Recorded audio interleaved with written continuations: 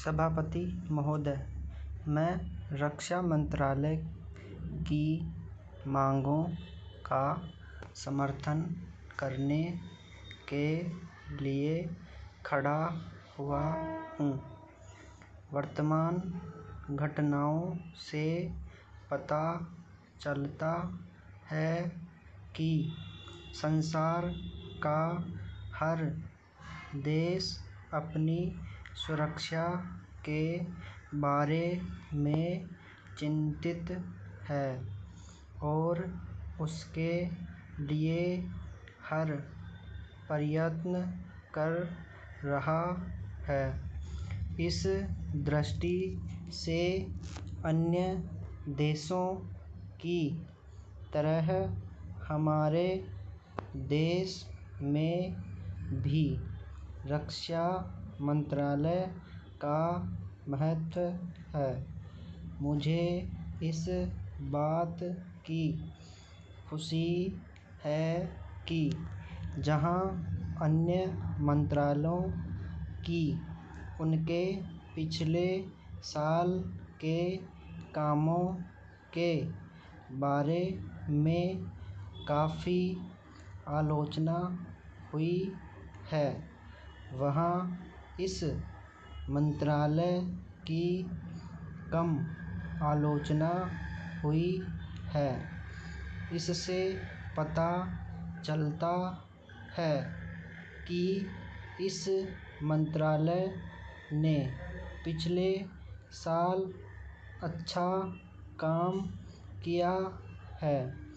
मोटे तौर पर किसी भी देश की सुरक्षा नीति का लक्ष्य यह होता है कि दूसरे देशों, खास तौर से पड़ोसी देशों के साथ मित्रता के संबंध स्थापित हों और हम एक दूसरे के मामलों में हस्तक्षेप न करें।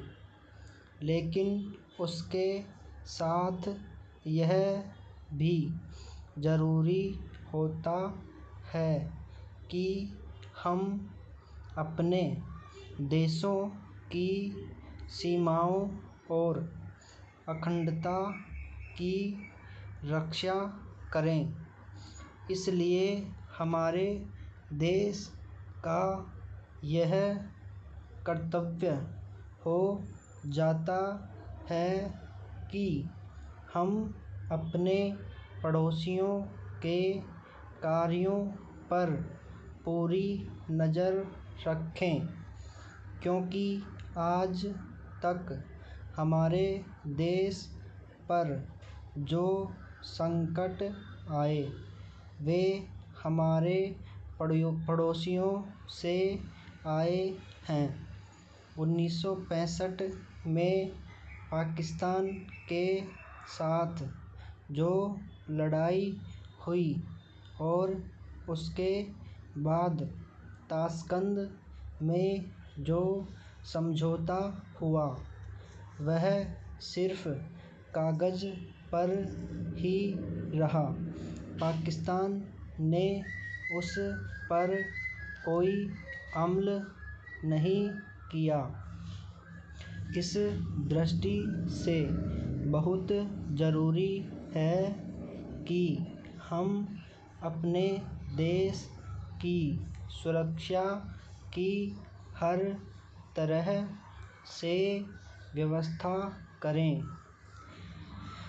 हमारा उद्देश्य दूसरों पर आक्रमण करना नहीं है, लेकिन यदि हम पर कोई आक्रमण करे तो हम में इतनी शक्ति अवश्य होनी चाहिए कि हम उस का डटकर सामना कर सकें। आप जानते हैं कि पिछले दिनों पाकिस्तान और अमेरिका और चीन से काफ़ी मदद मिली है। रक्षा मंत्रालय की रिपोर्ट में कहा गया है कि पिछले साल अमेरिका ने पाकिस्तान को 1500 करोड़ रुपये की फौजी सहायता दी है। आज जहां हम फौजी सामान के लिए अपने कारखानों की मदद से अपनी शक्ति बढ़ाने का प्रयत्न कर रहे हैं, वहां पाकिस्तान संसार के देशों से फौजी सामान खरीद रहा है। अपनी नीति के कारण वह सब देशों से लाभ उठा रहा है। मेरा सुझाव है कि हम को भी अपनी शक्ति बढ़ाने के लिए संसार के अन्य देशों से अधिक फौजी सामान खरीदना चाहिए। आज तिब्बत की सीमा पर चीन की 1.5 लाख फौजें खड़ी हैं। विराम।